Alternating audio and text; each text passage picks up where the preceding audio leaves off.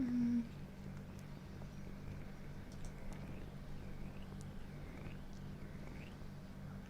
I don't know.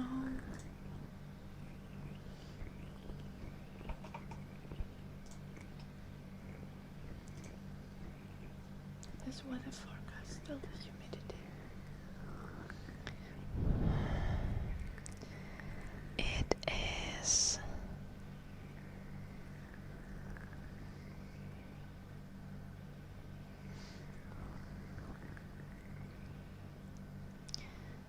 humid. I don't know. There is like an thermometer that does temperature and also the humidity in the kitchen, and that one said that it's 46% humidity. But the forecast ain't telling me shit.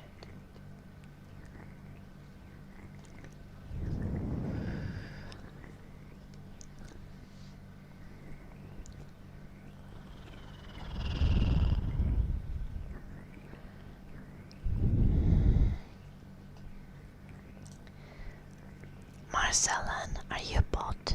Can you say something normal person things like hello? Hello Kepler, hello Socrates, nice to see you.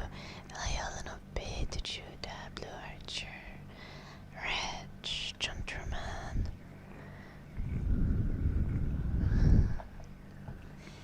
Yeah, welcome back, ENG.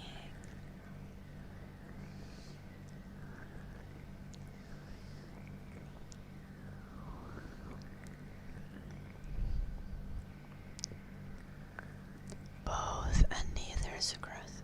No, you are early, Sucrose. I'm streaming kinda at the usual time. I've been streaming earlier, more recently, but this is closer to my previous stream starting time.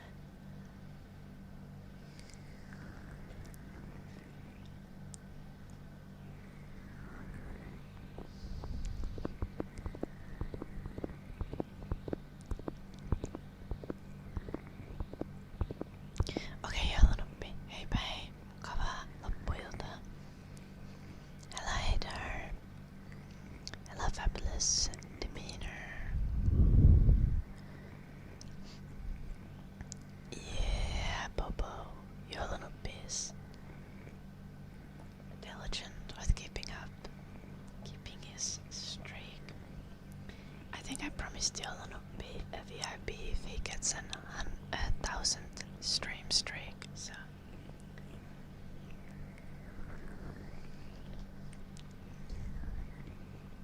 Hey Axel.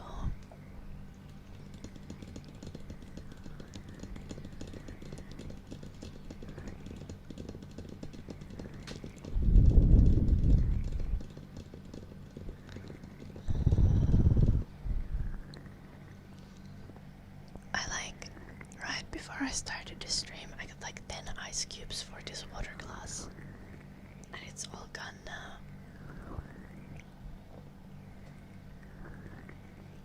Yeah, I think 1,000 stream streak is gonna take like 1,000, and like 4 years.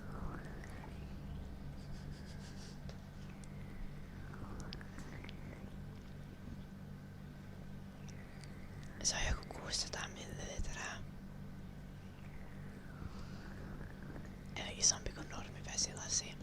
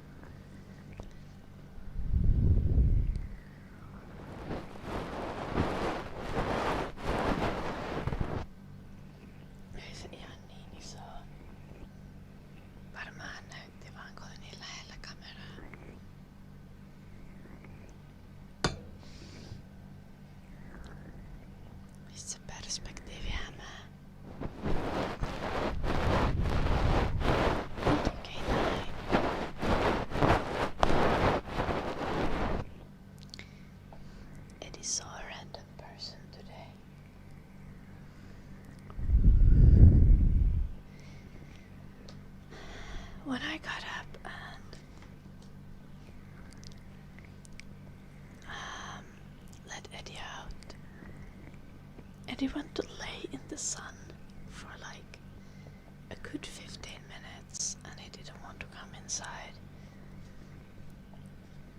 And then when he came inside, he was panting all the time, and I started to get worried about him. Because, like, he would... I mean, he sucks all the sunlight into his existence.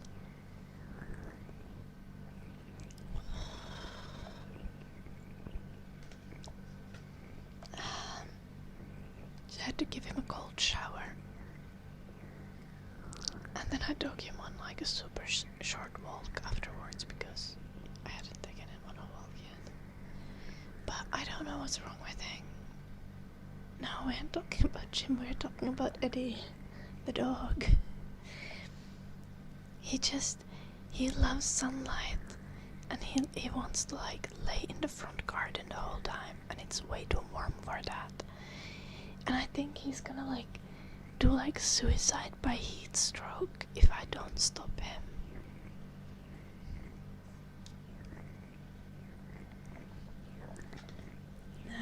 Jim is aware that he's gonna die from any amount of sun.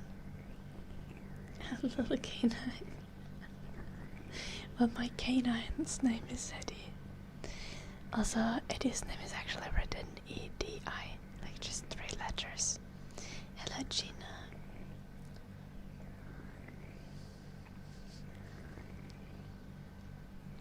No, cause I'm not sure he does, Papa. Like, this is the same dog.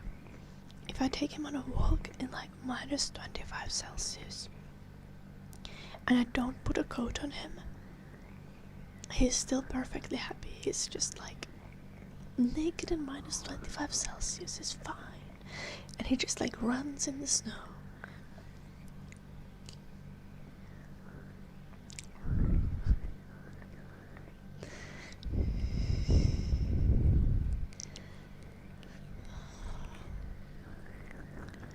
I think the long way of writing Eddie is like much more of a human name. When you write it with 3 letters, it makes sense. It makes more sense as a dog name, as a pet name. Though I really like simple and like short names.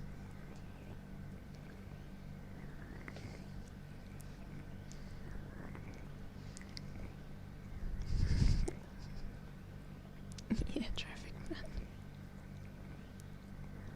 Okay, but Eddie the Chatter would just be happy. He would just be like, woof woof. I'll be your dog.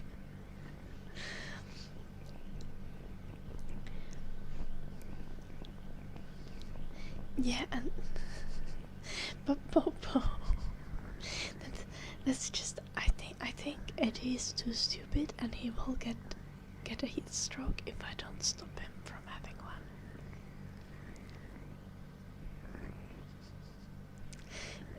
I know, traffic man.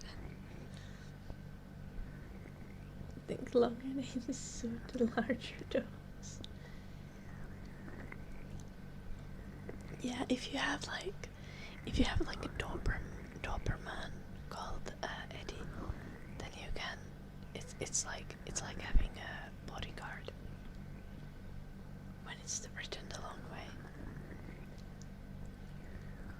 If it's written the short way and it's a really big dog, then I think it implies stupidity. I don't make the rules. That's just how it feels based on the vibes.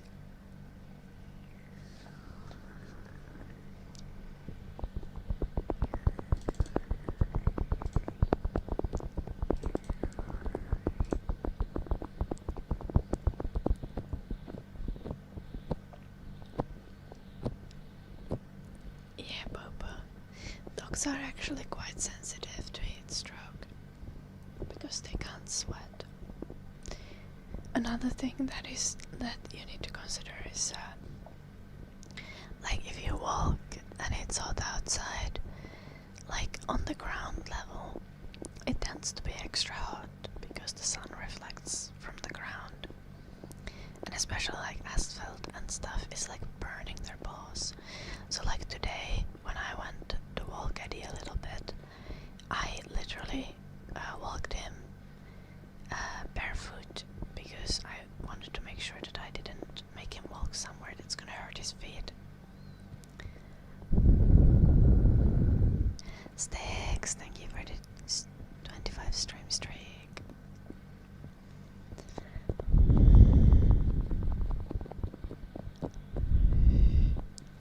However, when it comes to dogs, Eddie is actually very good at handling like different temperatures.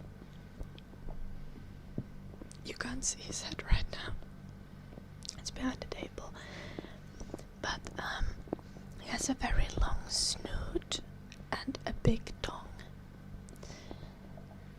And that's generally an indicator of a dog that can handle heat quite well. Also, like very big dogs and like also kind of very small dogs are both more at risk than like medium-sized dogs.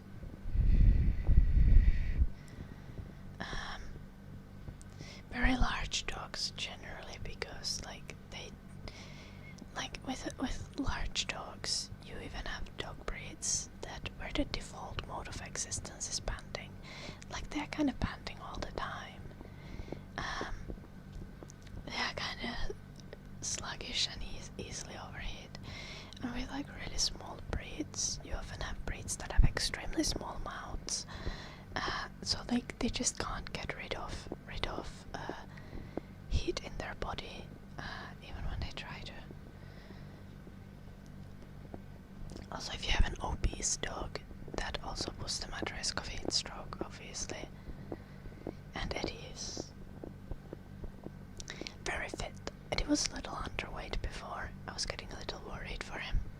But Eddie's like ideal weight now. He's like 9 kilos. And he's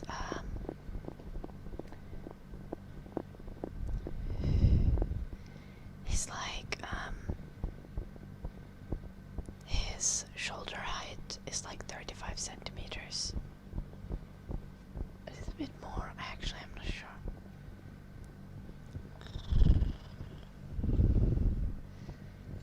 But he's a very, very athletically built dog, which makes it so that he can actually handle heat very well. But he still wants to just bask in the sun when it's like 35 Celsius. And I think he's gonna die from that if he keeps doing it. And I don't think he knows when it is too much.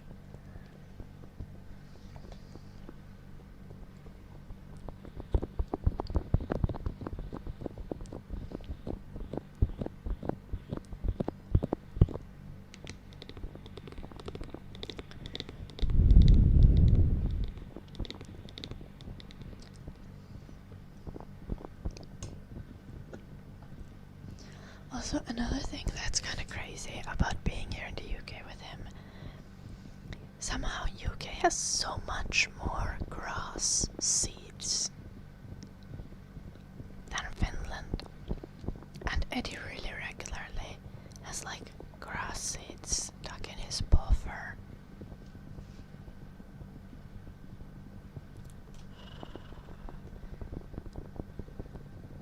And it's quite important to remove those. They can like penetrate into the flesh.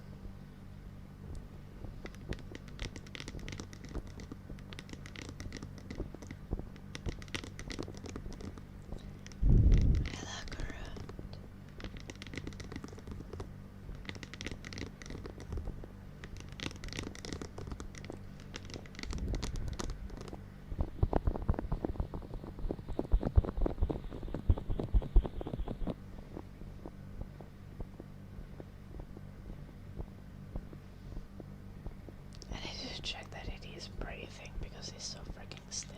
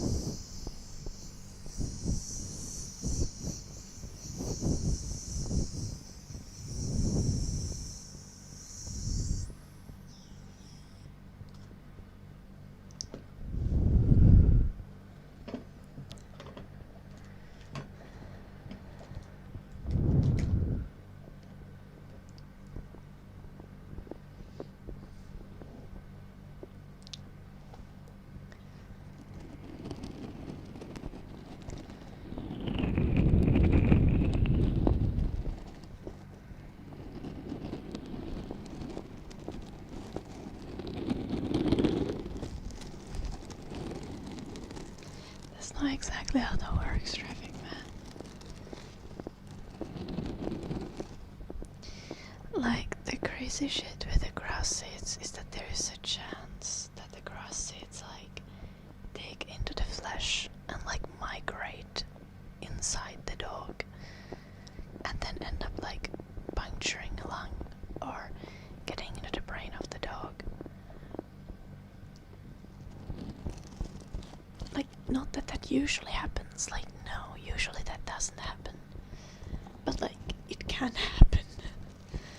Like, actually.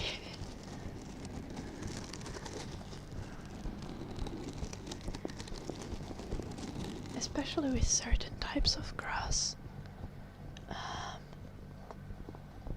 Yeah. I think it's because the grass seeds have like a kind of like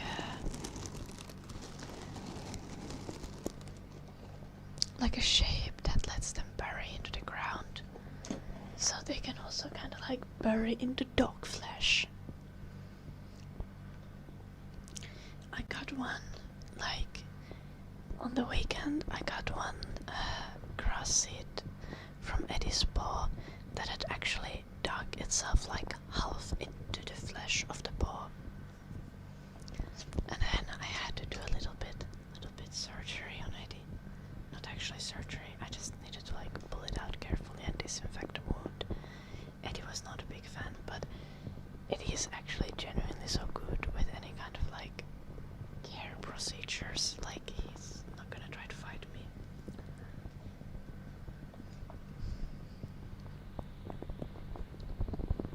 A hunger for brains. Yeah, something like that. The grass seeds want to grow in brains. Looking brag.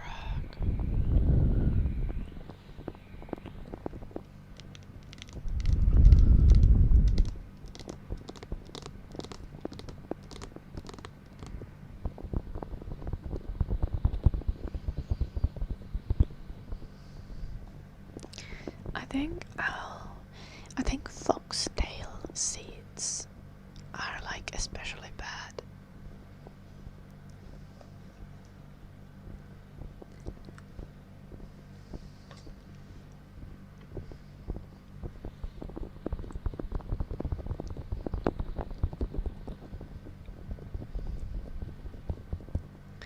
Rasman, thank you for the 2 months.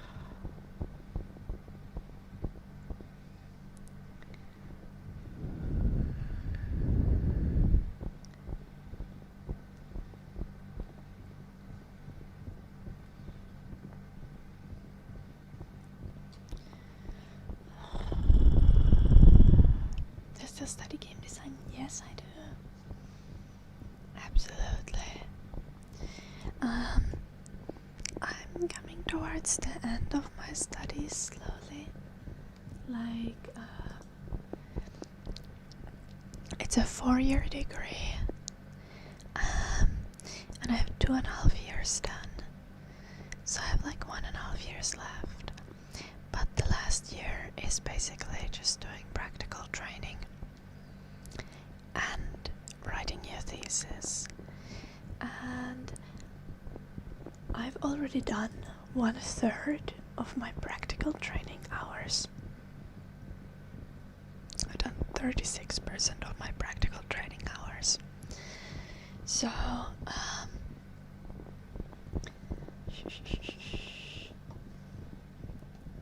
I have like little less than 3 semesters left. We have like one more proper semester, which is gonna be this autumn, starting in a little less than a month. And then it's just a practical training and writing a thesis. And for my practical training, I'm doing a game for you guys. As most of you know, I'm working on an ASMR editor simulator. So basically an ASMR game that lets you like collect ASMR elements and make your own ASMR videos, and also complete quests around making your own ASMR videos, but like you have like clients that you need to make videos for. Hello, Dax. And we are eventually at some point going to have playtesting.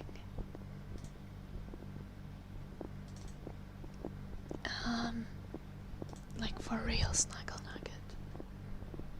Like, we're using Godot also. We're prioritizing open source software in everything. So we're doing the game in Godot. I'm using for art, I'm using Krita. For video editing, we're using Gaiden Live.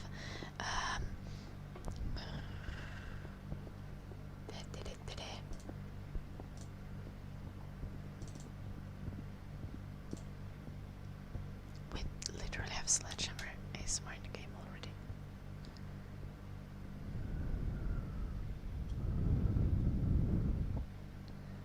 Client request ASMR stomp on an egg. No, I don't think we're gonna have feet in the game. Why do we always go back to feet?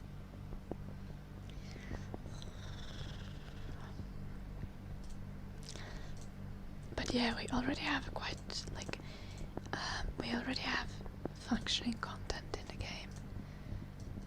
We have like some things, but the core gameplay loop requires us to get the Messages app working.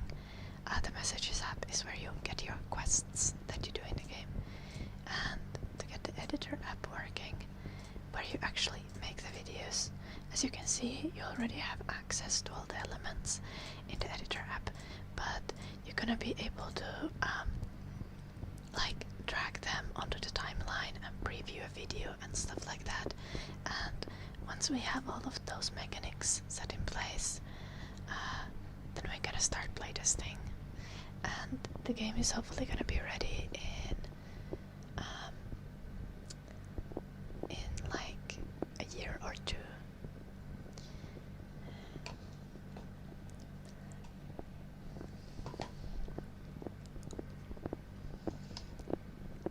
I think 2028 release is probably realistic. Like, I finish my uni degree at the end of 2027.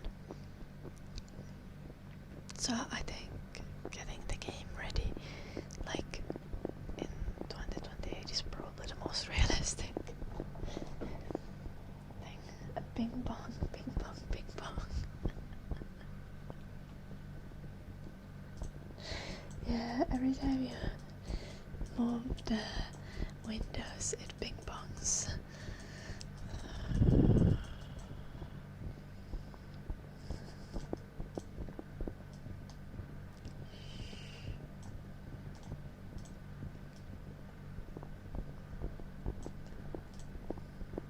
Also, these art pieces are being stretched currently, and I wanted to complain about that to Itch.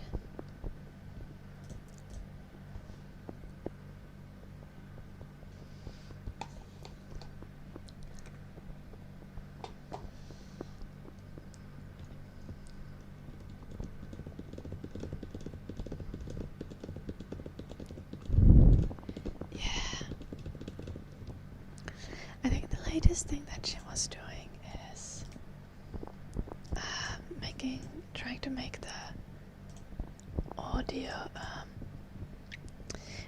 He gave the videos like a duration,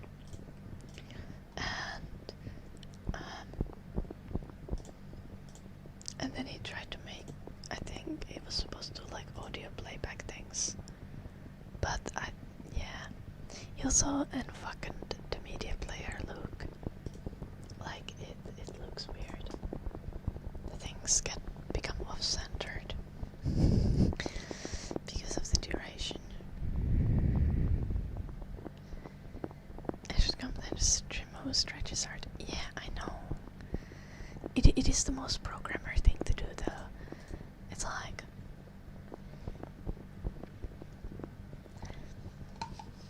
just needing to make it fit and not really being like, well, surely you can stretch it a little. It still looks fine. You want to pursue VFX. Artist, is it good? Like any art related things are not gonna be super reliable as a job, dogs. But if you would go to art related things, like I think VFX is fine. Any kind of technical artist, or if you really get into like lighting, that kind of stuff, like niche, boring math art, any art that requires you to do math is something where you are more likely to get employed, and those tend to be like where artists are needed, because like most visual artists just want to make stuff and they don't really want to be calculating like light sources and shit like that. Like most artists just function off of vibes. But if you learn to do like any kind of math art, you are much more likely to find employment.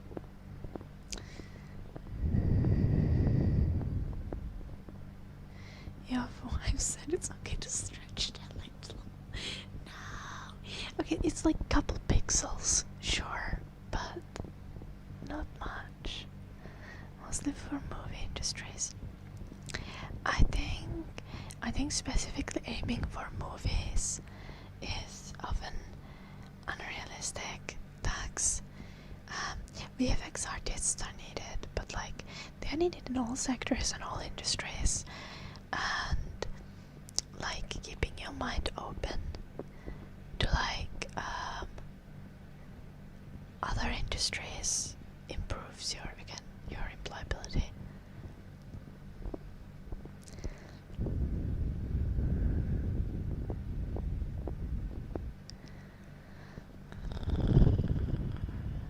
Oh no, traffic man.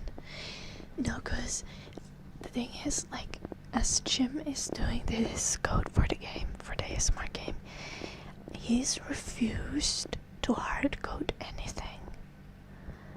So like everything is like hella optimized, and we're also not making any progress because he's refusing to hard code anything.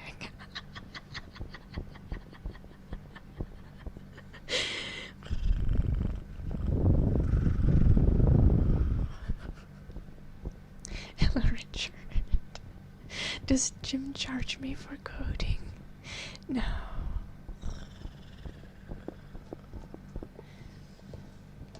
He just wants to make games or something. I warned him at the start. I was like, I want to make this game, and he was like, I want to help. And I was like, it's gonna be all UI. And he was like, that's fine. Let me tell you, he isn't enjoying it so much anymore.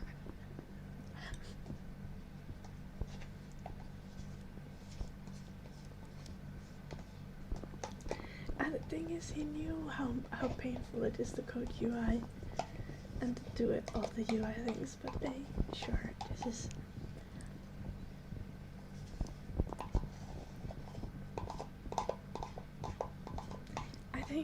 I think he knew from the start how painful it was. He just like had a crush on me.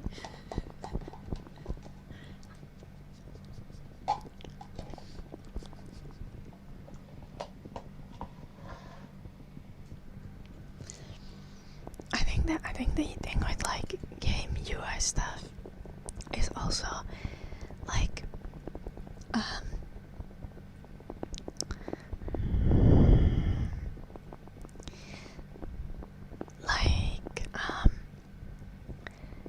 it's not nearly as much fun to code as like coding like action into a game and like things that you can do as a player in a world and walk around and stuff like this.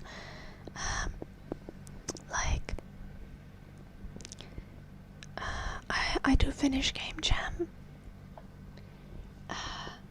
with a group, or a global Game Jam every year in January with a group, and our coders are always like, no UI based games.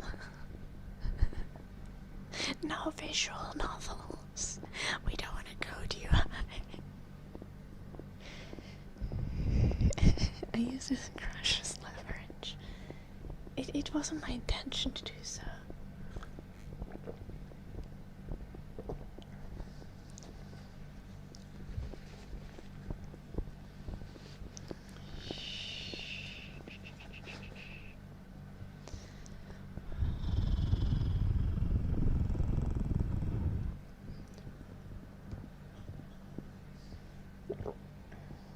Clicking on buttons is like the boring part before you get to the real game. Yeah.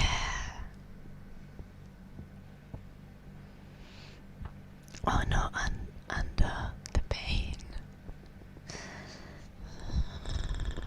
Is that yogurt or Nutella? I just scooped an entire jar of Nutella. A protein pudding, Kepler. I wanted to have a snack. I didn't know what I was going to have. Little Tarrakis.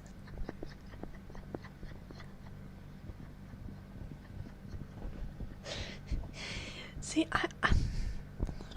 the thing is, this doesn't work very well on Jim. It's quite tragic.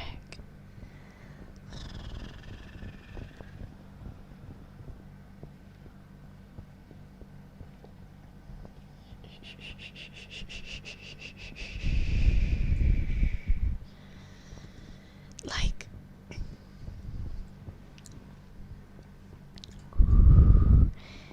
I think like flashing as a payment only really works if the other person is like horny. But the thing is, I have much worse libido than Jim. Poor Jim. Please say a prayer to Jim. So flashing him as a payment doesn't work most of the time. I just bribe him with food and massages.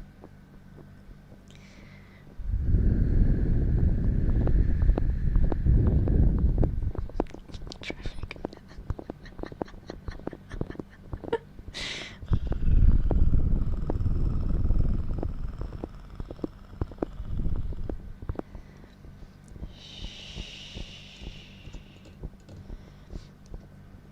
Yeah, Dax. I think the AI thing has affected, like,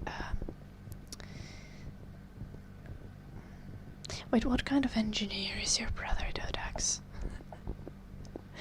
I think AI things have affected a lot of sectors, and I think that's, I kind of immediately defaulted that he's a software engineer, but he could be any other kind of engineer as well. But yeah, AI has definitely impacted that. I think the things are getting a little bit better though. Like, I think a lot of companies are starting to be like, oh wait, we actually need to pay ridiculous amounts of money if we make AI do everything. Yeah, software engineer. Okay. Yeah, I think it's gonna get better. It's been really bad for like the last year, but I think it's gonna get at least marginally better. Dax. It does depend on your brother's experience though. If he's like a junior, then it might still be really rough for him to get a job.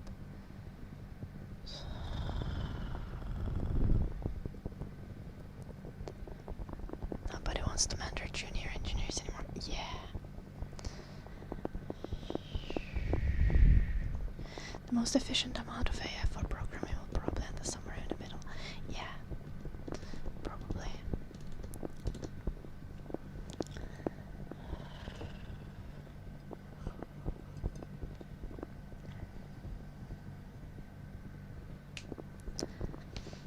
Hello, Pinky. Hello, Blades on Anime.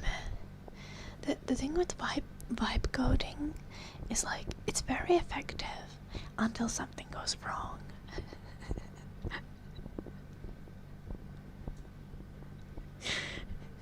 And when something goes wrong and AI doesn't know how to fix it itself, then you need to actually know what's happening in the code base. And if you just have like vibe coded the entire shit, you're gonna be fucked.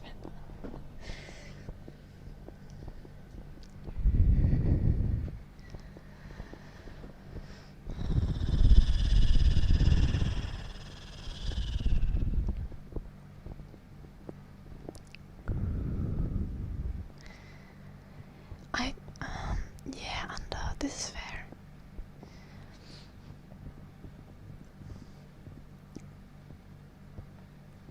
I think there are some sectors that are little less likely to use as much AI. Maybe trying to like shift towards those things might help. But yeah, it is. I bet it's painful as fuck.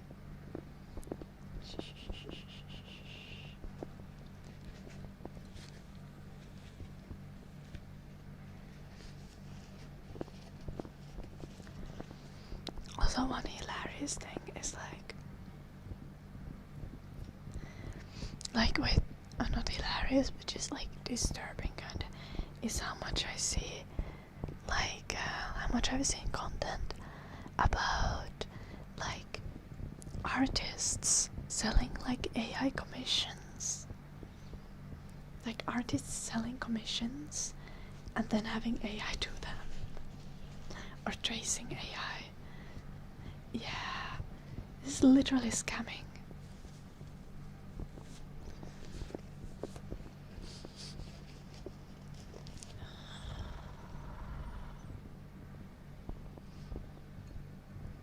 Very fair, Ando, very fair. What would you want to study?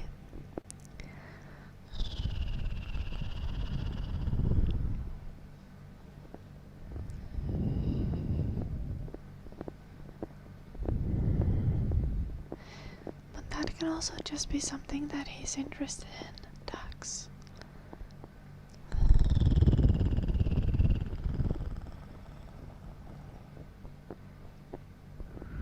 You like writing code, you just hate writing code as your job. This is very fair. You'd become a therapist. Oh, that is a long amount of studies though.